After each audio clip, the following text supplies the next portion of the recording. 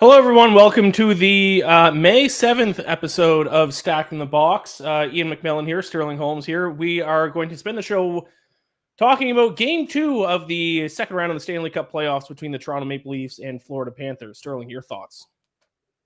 Go Florida, I guess. Oh, okay. Moving on. Let's talk football because this is a football show. Breaking news this morning. George Pickens traded to the Dallas Cowboys.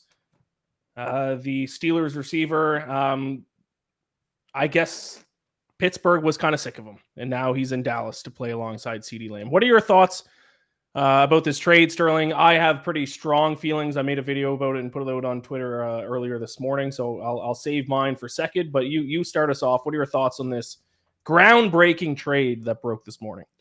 If Mike Tomlin is trying to trade a talented wide receiver, you should be scared. Yeah.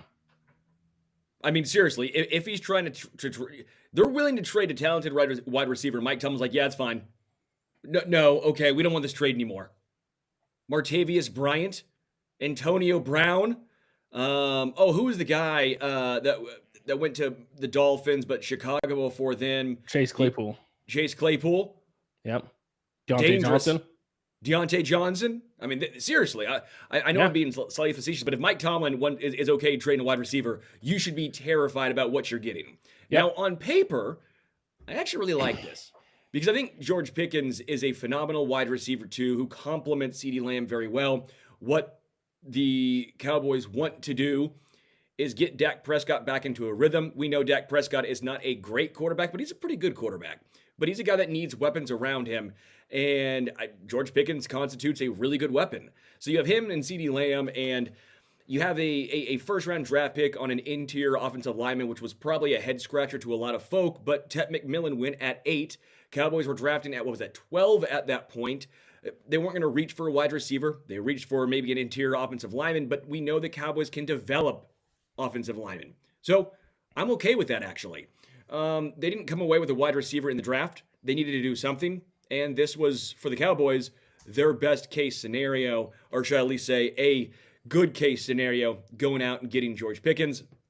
I don't think the draft compensation was anything crazy. Basically a third rounder for George Pickens. I think the Cowboys are going to be pretty good this year, so it's going to be a mid to late third rounder. I completely understand why the Cowboys did this. I have no idea why the Steelers did this. The Steelers traded for DK Metcalf. Are you competing? Are you tanking? What are you doing? Look at your quarterbacks. Well, maybe in hindsight, trading for DK Metcalf was their plan so then they could move on from George Pickens. Sure, so then you don't have to pay George Pickens because the Cowboys have already said that they're going to let this year play out. Right? Yep. Isn't that, I'm pretty sure that's what I saw. Okay. I just don't get it. I don't get it. I'm sorry. I don't understand the Steelers' game plan here. Either you're all in or you're all out. They've done this for 12 years now, which is they're halfway in, kind of like the Saints were for so damn long, and that gets you nowhere. Congratulations on not going under 500. Nice. Yeah, but I don't think keeping George Pickens is necessarily an all-in move. If this guy is what the rumors say, and that he's a locker room cancer, he gives up on plays, he gives up on games, then that's not a guy. If you're trying to win now, that's also not a guy that you want in your locker room. That's fine. My point is then don't go out and bring in DK Metcalf. But you bring in DK Metcalf to replace George Pickens, so you have at least one receiver to throw the ball to. So congratulations on going 9-8 tops. All right. Well, that's now with your quarterback, you're not even doing that. My point is, either you keep both, or you don't bring in DK and you still trade Pickens and you just go young. You hit the draft and you don't draft a defensive player with your first overall draft pick and you try and get a young wide receiver. The Steelers, to me, have been doing this for so long. In the NBA, it was the Sixers when they had Andre Iguodala.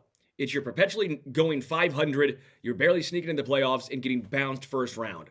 The Steelers have done this for how long now? At some point, either go with the rebuild or give Mike Tomlin some better players to work with because you know he's a damn good head coach. That's where I'm coming from here. I think the Steelers, this makes no sense. Cowboys, I understand. Perplexing to say the least. I don't think it's in the Steelers' nature to completely strip their team and rebuild. I just don't think they're going to do that, no matter what. then you're stuck in purgatory. Correct, which they are. So I have two takes about this trade. Number one, I think George Pickens is actually an overrated player. He's a very skilled player. He's a very talented player. But his first 3 years in the league, 59.2 receiving yards per game, 3.6 receptions per game. He's very talented, but I do think because he is a deep shot guy, people remember those deep shots, but he's not like an every down possession.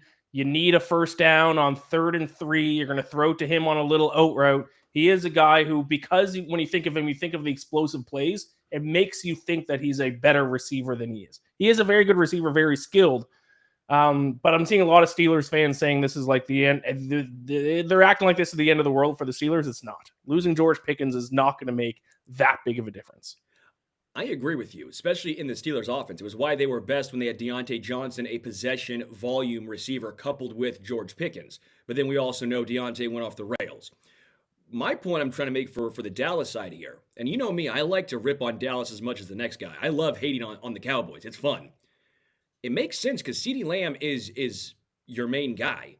And now George Pickens can go into a exemplified Brandon Cooks role, if you will. Right? I mean, I don't think his role changes. It's just now he's not the wide receiver one. If anything, there's less pressure on George Pickens. On paper, yes. In practice, I think this is going to be a complete disaster for the Dallas Cowboys.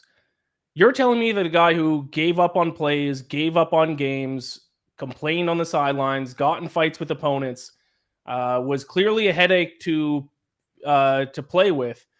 Under Mike Tomlin, who you said, Sterling, is notorious for keeping those guys in check. Now he's going to go to Dallas under Brian Schottenheimer, be second fiddle to CeeDee Lamb, and things are just going to work out, and he's just going to kind of grow up and play his role and be a good teammate. Not a chance. Not a chance in the world. This is only ending one way, and it's going to end in disaster. I wouldn't be surprised if he doesn't even last the season on the Cowboys. Could I give you I understand where you're coming from, and that's the risk. But again, if I'm the Cowboys, that's a risk I'm willing to take, if that makes sense. Like, I understand the risk, but it was why it was basically third rounder for George Pickens. Yeah. Right? I mean, you understand the risk. That's part of the equation here. You understand the contract. That's part of the equation here. I do wonder, and maybe I'm giving too much credit to players who all think they're one of one. Deontay Johnson should open up and raise a lot of eyebrows for NFL players. Deontay Johnson went from potentially getting a very large contract to having to sign a minuscule deal. Deontay Johnson went from loved to hated in a span of, 6 months? Yep. I think if I'm George Pickens and you see what transpired with Deontay Johnson and you realize, hey, man, I get it. I might be a little better than Deontay. Maybe. But I saw what happened to him, and he was close to almost what it felt like being blackballed. I'm going to grow up here. I learned my lesson by watching one of my former teammates. And maybe George doesn't, and maybe he acts the exact same way, and you could be completely right.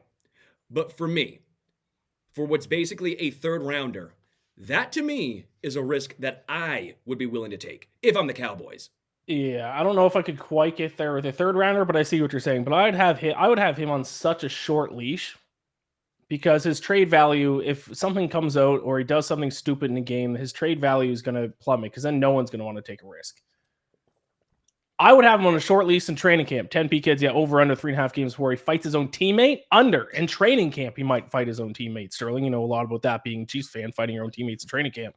I think he might fight his own teammates in training camp. And if I'm part of the Cowboys, Super Bowls, then it's good. Apparently, they end in going to Super Bowls when you fight your own teammates. So, well, I guess the Cowboys are going to the Super Bowl this year. Then I would trade him if he steps on the line in training camp. I would look for a trading partner. Because if he does it in the regular season on national television, his trade value will plummet. Yeah, but if you're the Cowboys, you have been in a very similar boat to Pittsburgh for a while. They're different yet the same. The Cowboys have been more talented. The Steelers have been better coached. Yet the results have pretty much transpired into You make the playoffs nearly every single year, and then you collapse. The Cowboys are trying to take that next step, and they're just going to keep throwing talent at it. They're going to keep saying, we're going to get guys. We're going to get dudes. I don't care about the fit. I don't care about the coaching to an extent. We're going to try and get players. I don't fault that mindset, because at least the Cowboys have some buzz now heading into the year. Can you not see if they went 12-5 this year, would you be surprised? On paper, again, we know the fights, but just hear me out. On paper, are the Cowboys better now with George Pickens and CeeDee Lamb, or with CeeDee Lamb and name a guy? Jalen Tolbert was the guy from last year. Yeah, they're better now. Sure. Yeah, if he keeps his head. Agreed. And as much as I like to rip on George Pickens too, I mean, I do think he was off a lot of draft boards. I think he was off the Chiefs draft board to begin with when he came out of college. Full transparency, I think that he was never going to be a Chief. End of the day, he might not be the best teammate, but it's not like he's been an absolute nightmare off the field. Like, I'll give Pickens some credit to that extent. Like, maybe I'm wrong. Maybe I missed something. But it's not like we've heard him, out in nightclubs or doing something he's not supposed to do. We've heard him be bad teammates, or we've heard him be maybe a me first type of player. I don't know if it's a slight overreaction, and that's me. Who's again, I understand teams that don't even deal with that. Like the Chiefs wouldn't deal with that. I don't think he was even on the draft board. The Steelers clearly are saying we're not going to deal with that. We're done. Well, the Chiefs deal with the most arrests in the NFL dating back to when? 2020 was the year? 2022? Oh, man. I mean, I guess because the Raiders have finally calmed down. Yeah, we'll see. I mean, we got some off-season NFL news. That's always fun. But I'm not sold on this. I don't think this is a good move for the Cowboys, and I don't really think it's anything for the Steelers. I think he's an electric player. I hope he smartens up and keeps his head on him and becomes the player that he can be. I'm not a George Pickens hater. Where do the Steelers go, though? Because I'm not being facetious. Like, where do they go? Because there's no reason at all, in my opinion, to even entertain Aaron Rodgers. If it were me, they'll probably still sign Aaron Rodgers or maybe trade for Kirk Cousins, and they'll be a borderline playoff team again. Their defense is good. They're wasting talented defensive players years, and that would be my frustration. If I were a Steelers fan, I would. This would be my frustration. Is okay. We know we don't have a quarterback right now, but we at least have two really good wide receivers. We have a great defense. If we get Aaron Rodgers, we might be taking a step forward this year. Even if it's only 1 year, we might be taking a step forward this year. Well, then this trade transpires, goes down. You only get a third, which again, that's probably the going rate for a guy like George Pickens. I'm not even mad about the compensation. It just feels like they're perpetually in no man's land, which is the worst spot to be in for a fan. Yeah. The correct move is to strip down and build from the start, build from the bottom up. They're not going to do that, though. That has not ever been in the Steelers. So the Steelers actually, you know what would actually be kind of helpful for the Steelers if they accidentally suck this year, if they accidentally go 3-14. Yes, but they won't. They'll go 9-8, 7-10, but they won't because it's Mike Tomlin. They'll go 9-8. Yep. Yeah, it. I don't feel bad for Steelers fans because you guys have won enough. I mean, 2 Super Bowls in my lifetime since I became a fan, but sure. it would kind of suck to be a Steelers fan right now because you're just stuck in limbo. All right, Sterling, I want to ask something else about you. I've been starting to look at some futures bets and where I want to go before the season begins here in a couple months. And there's one team that I want to bet against. And I want to get your thoughts on it, and that is the Washington Commanders, whose win total is at 9.5. And I kind of like the under because I do think this is a team that is going to regress next year. A lot of reasons why. Number one, their defense, 22nd in opponent EPA last year, one of the worst defenses in the NFL. I don't think they did enough this offseason to improve. Also, when you look at some of their wins last year, a lot of them came in last-second plays, last-minute things that went their way. You had the Hail Mary against the Bears, the overtime game against the Falcons. Remember the Saints late in the season failed a 2-point conversion for the win instead of kicking the extra point for the tie. The late game comeback against the Eagles after Jalen Hurts left the game. This is a team that I think we're going to see is going to be the Houston Texans of this year, where Jayden Daniels might take a little bit of a step back. The team might not have those late game scenarios go their way like they did last year. Now, the difference between the Texans and the Commanders is the Texans still got to play in the AFC South and managed to win that division despite regressing. The Commanders do not play in the AFC South. They play in the NFC East. And I think that's going to hurt them this year. So I'm going to be fading the Commanders this year. I don't think they make the playoffs. I think they go under the win total. I think they go 9-8. This is interesting because I still think they probably get to 10. I still think they get to double-digit wins, but I completely understand the premise and where you're coming from. I do think they take a slight step back. I mean, let's be real. If they go to the NFC Championship game, anything less is a slight step back, right? It's difficult. And I think the Houston Texans are a great comparison. I think Houston probably takes a step forward actually this year. You know, you take one step back and you take 2 steps forward, right? Like I think Houston's going to be back in contention this year to an extent. But Washington, the NFC is so bad outside of the East. They're going to have some tough games. They're going to have 4 tough games, 2 relatively easy ones with the Giants, right? Relatively easy ones. I got to go through their schedule because if you look at last year, they had a lot of easy games. They had a lot of games where you go, okay, yeah, you beat the Saints. Okay, you beat the Panthers. Like, okay, not easy, but you beat the Bengals early on in the season, which we all know in the first couple of weeks, the Bengals are bad first few weeks before they turn it on. It's a tough schedule. Yeah, and so last year they had an easy schedule, went 12-5, easy in the NFL, all things relative. So they have the NFC North, which might be the best division in football, probably is the best division in football. They got the Falcons, which, okay, sure, they might be favoring that game, but that's not an easy win. Agreed. They have the Chiefs. They have the AFC West. Well, AFC West is taking a huge... Besides the Raiders, who even the Raiders won't be bad this year. The Raiders are going to be fine. Yeah, Broncos, Chargers, Chiefs. 3 very tough games. Who's their other... Even the wild card interconference game, the Dolphins. That's not easy. They have a tough... Their only easy games on this entire schedule are, I guess, like the Raiders and then the Giants. Like the Giants. That's it. That's truly tough. Their only easy games. The Seahawks, which, okay, Seahawks, they'll definitely be favored in that one. They should win that one. But that's it. It's a significantly harder schedule than last year. So, I agree, by the way. I think there's going to be some regression coming for the Commanders. I probably still have... It's tough for me to say that they'll go 3 games worse, especially because I like their offseason moves. Like, I really like Trey Amos, the cornerback they got in the draft in the second round. I really like Trey Amos, okay?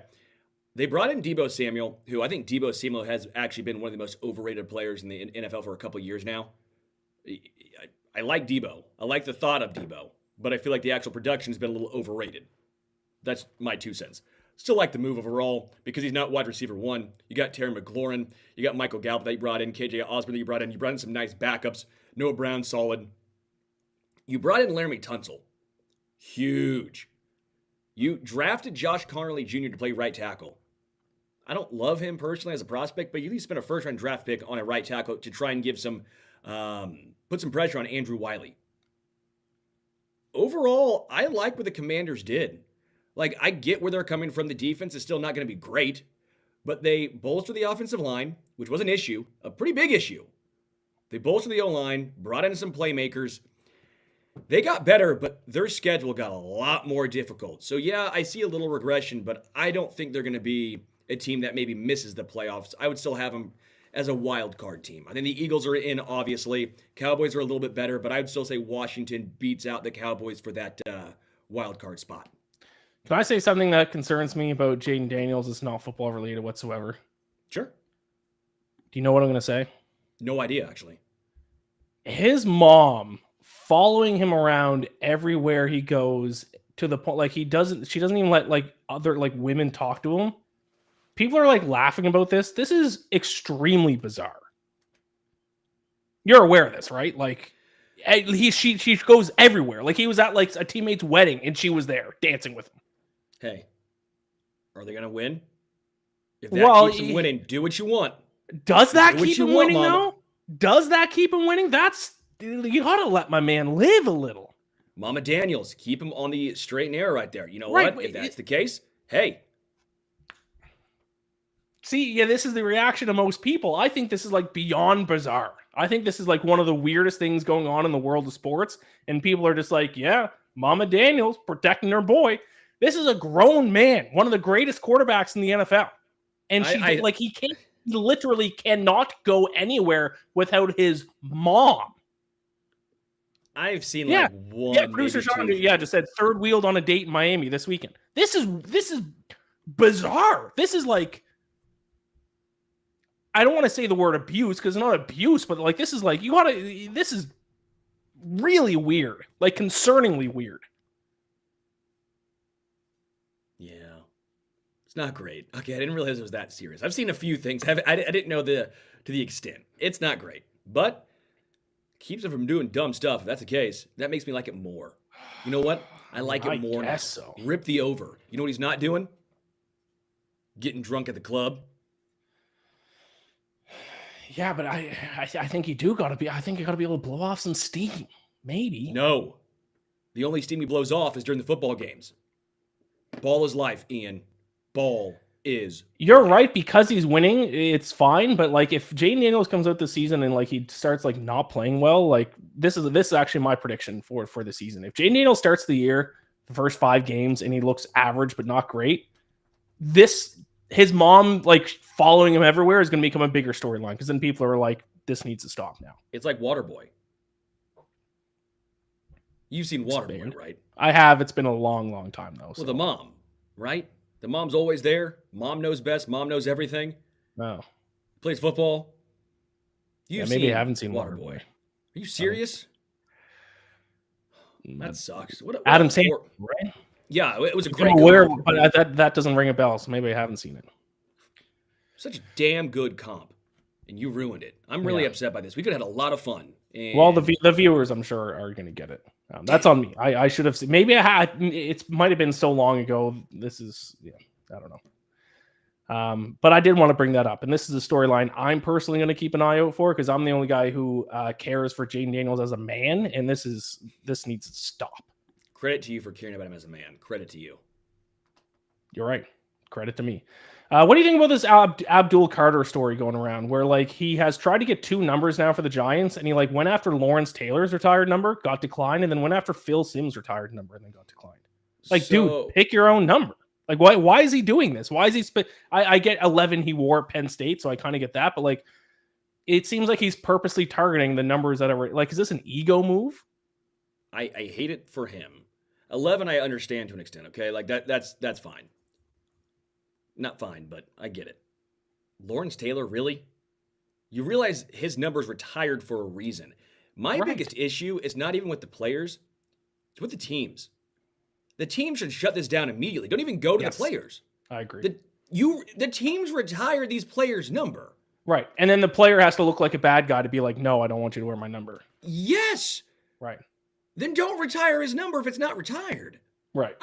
It's my pet peeve when teams are like, well, you're going to have to ask the player, see what he says. No, dumbass. You retired his number. You are the gatekeeper. You're the gatekeeper.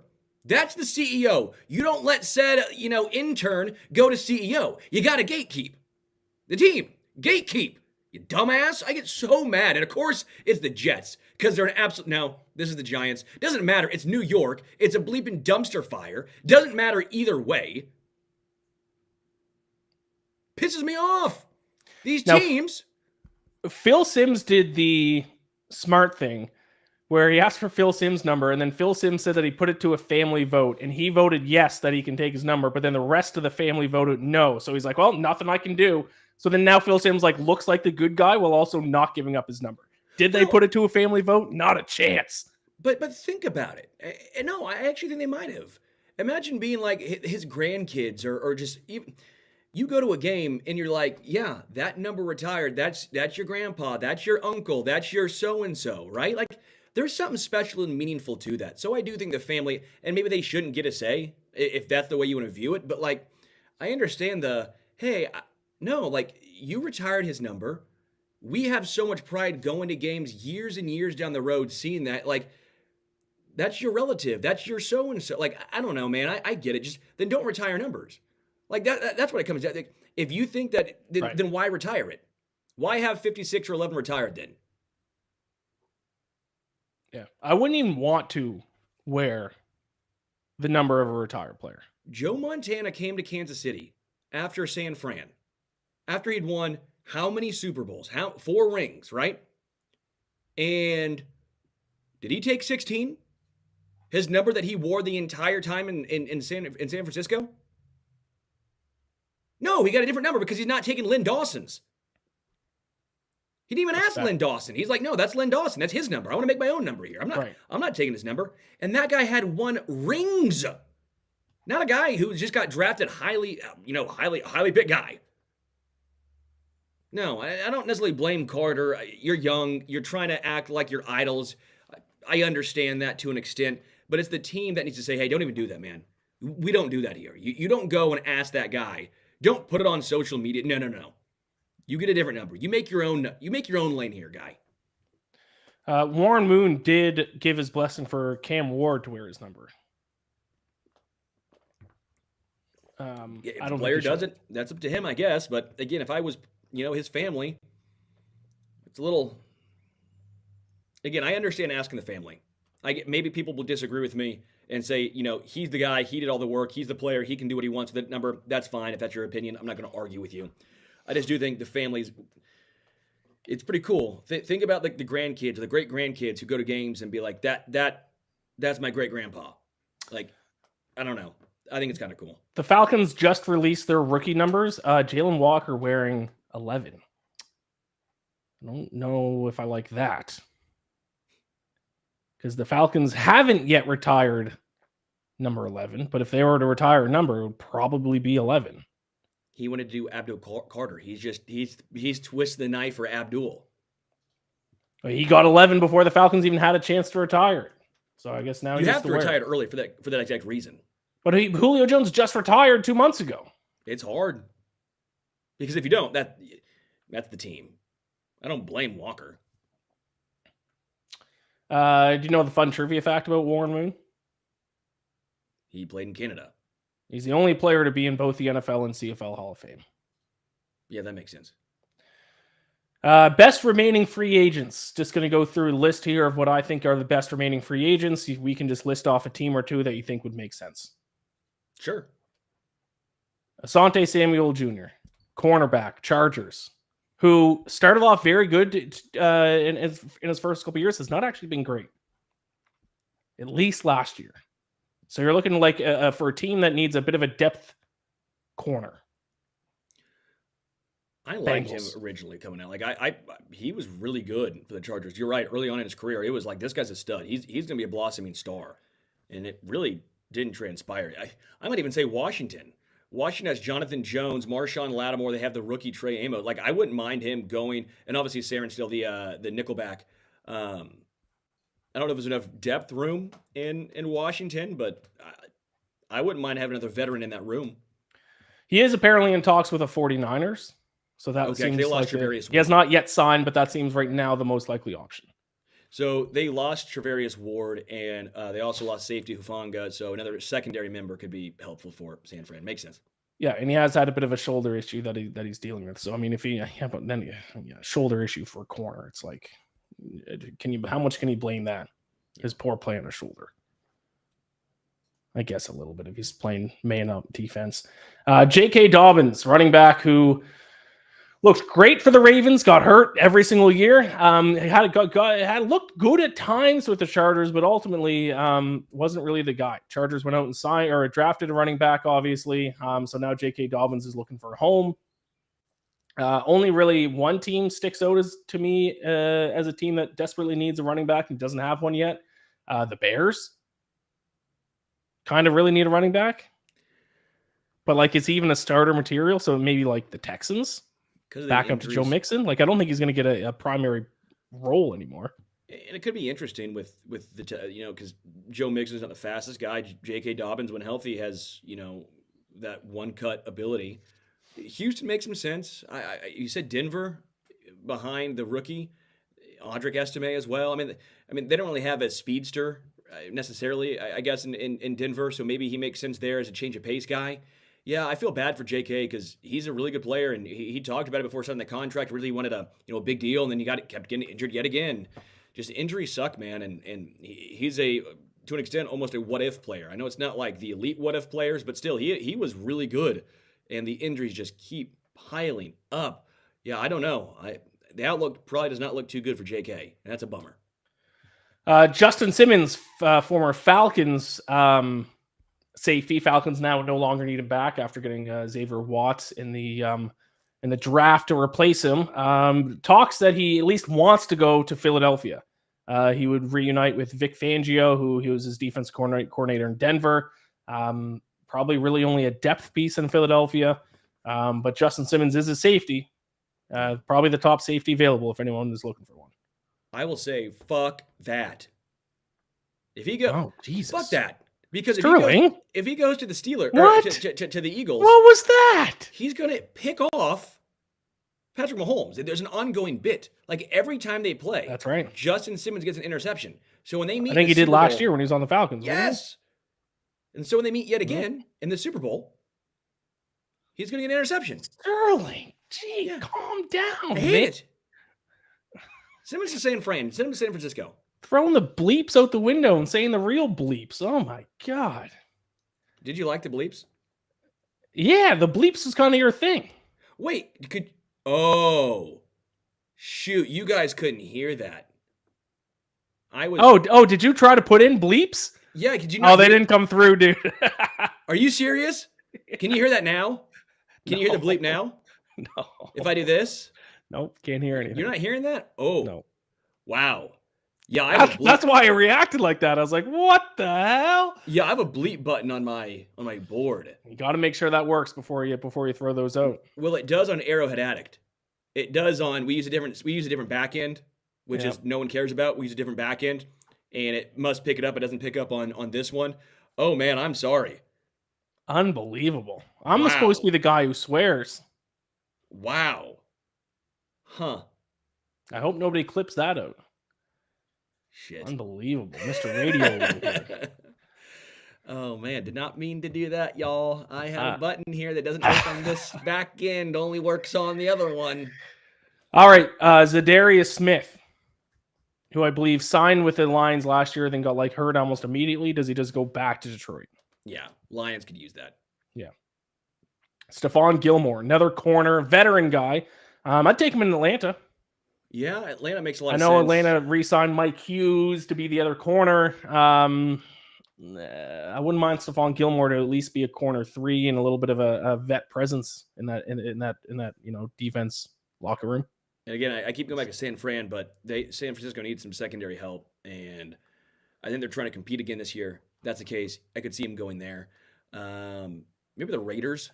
The Raiders are trying to really, redo this entire organization.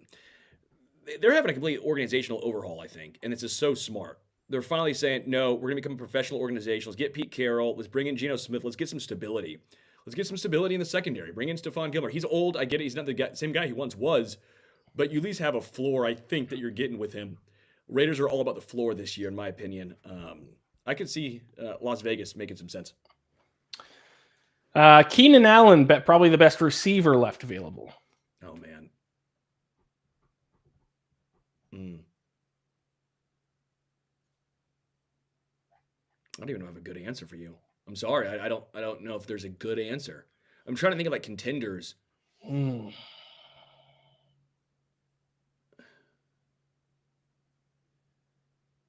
He's probably just going to have to go to a bad team. Tennessee. Tennessee. I mean, listen, a veteran receiver in the locker room to bring in, to help transition a college quarterback, number 1 overall pick's not a bad idea. No, it's not a bad idea. He's probably not going to go to.